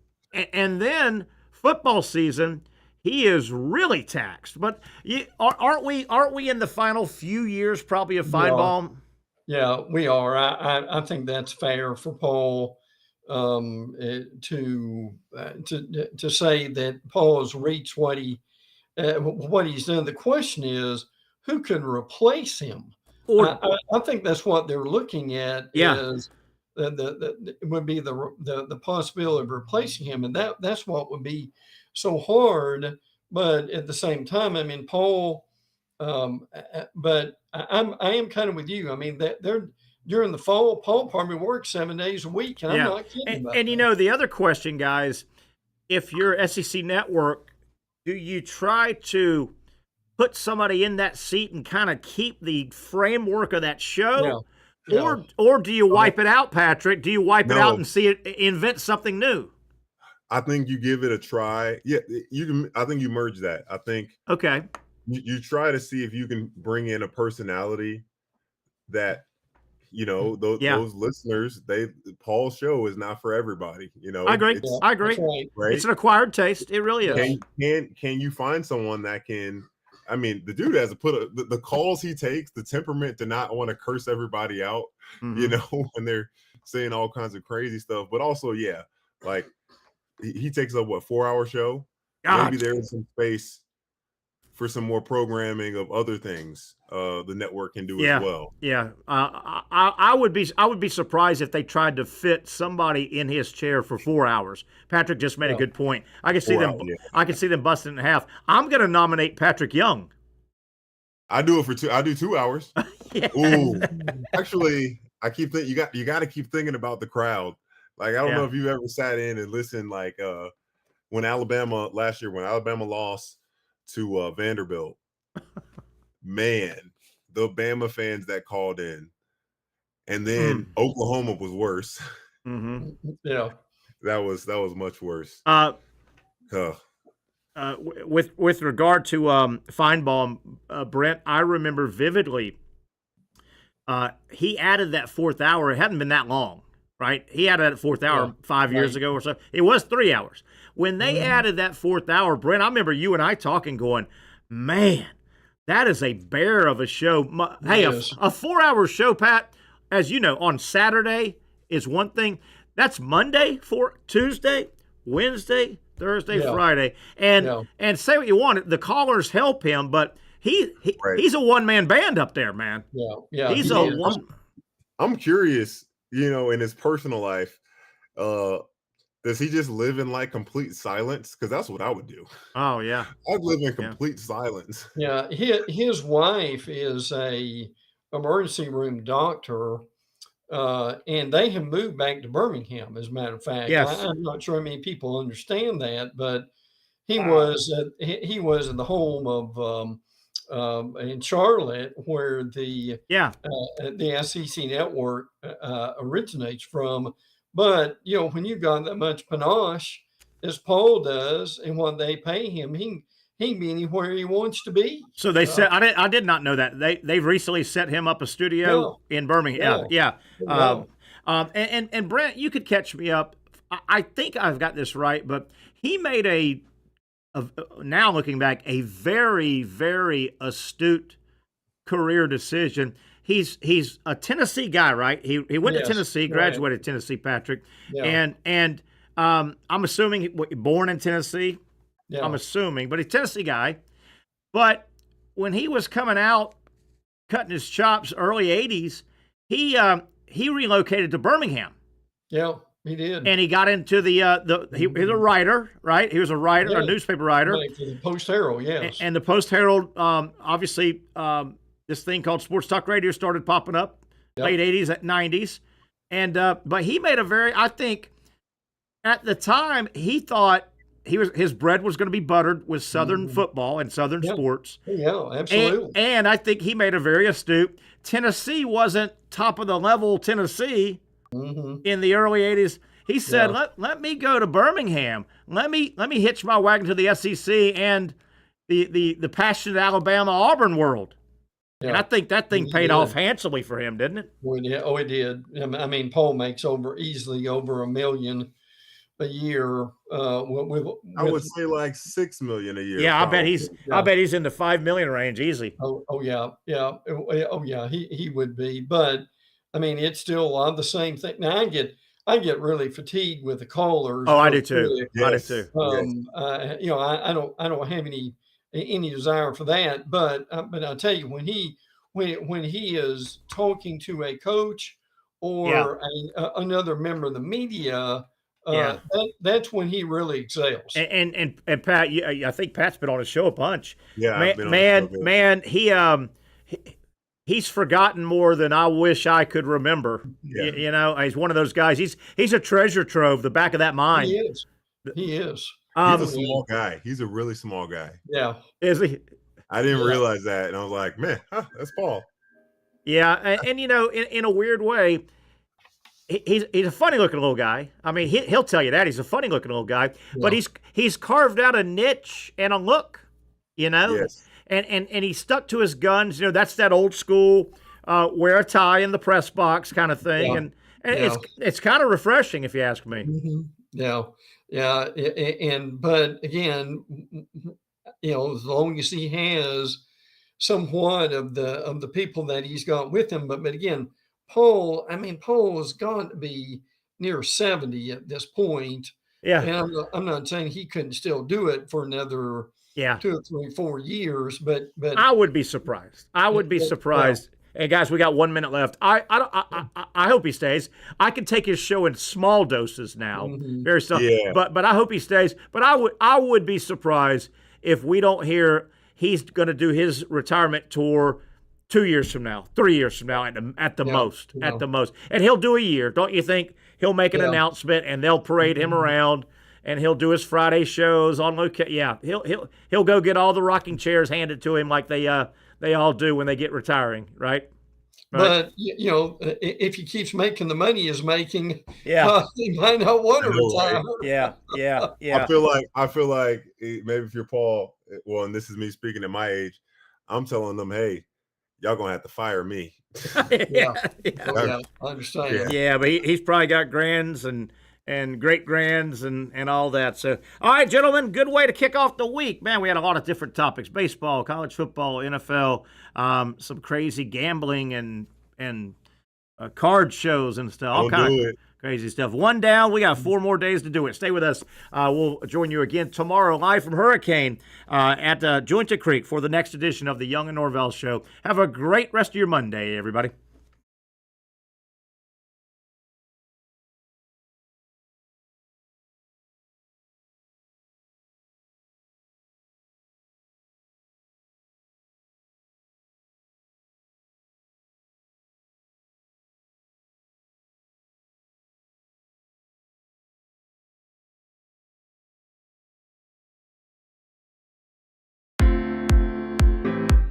At Southeast Orthopedic Specialists, we know pain and injuries can stop you from doing what you love.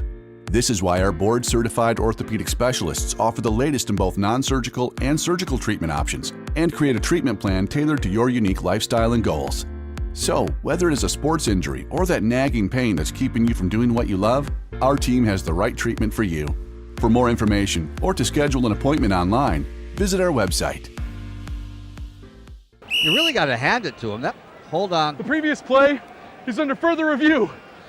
I'm not sure what he could review, but okay.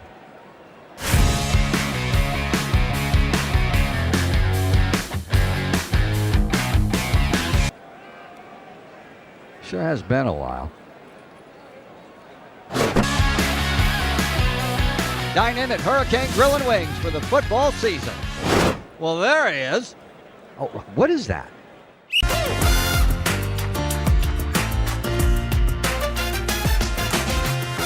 Empower a future, inspire a dream. It's a bold but simple mission for the Jacksonville Police Athletic League known as Jags PAL. Help the next generation of kids in Jacksonville shape a brighter future. Their after-school programs, teenage leadership programs. There's community outreach. It's been just an awesome opportunity to be out here with my colleagues and do something good for the community. It's really been an interesting opportunity to just see everybody work together in a way that we don't normally in the office. And there's sports.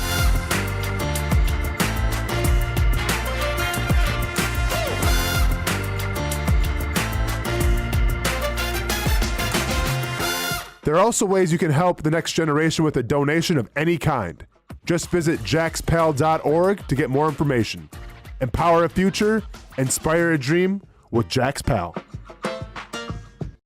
Finally, a family atmosphere, kid-friendly restaurant with a real sports bar feel. Bricks Jack's Beach features all of that and a large, climate-controlled covered patio with misting fans and heaters for all seasons. Mix in an extremely diverse menu that features the most quality and affordable steak at the beach, and there's no reason not to enjoy your next lunch, dinner, happy hour, or big sporting event at Bricks Jack's Beach, 300 2nd Street North in Jacksonville Beach. See you at Bricks Jack's Beach. There's a saying in sports, you can't win them all, but you can win a lot with good folks on your team. Like that one painter, First Coast. It's tough to beat the sun in Florida, so your home fades. It's tough to beat that HOA when they come calling. Beat the sun, beat the HOA with that one painter, First Coast. And it's a good time to do it. Less rain to work around and painting in mild temperatures is perfect. After all, the paint bonds to the surface so much better. Give that one painter First Coast a call at 904-417-3557 or look them up at first-coast.com. shop.thatonepainter.com. Fast estimate, guidance on color and HOA requirements, and the highest quality job you'll find anywhere. Be a big winner in your neighborhood with That One Painter First Coast on your team.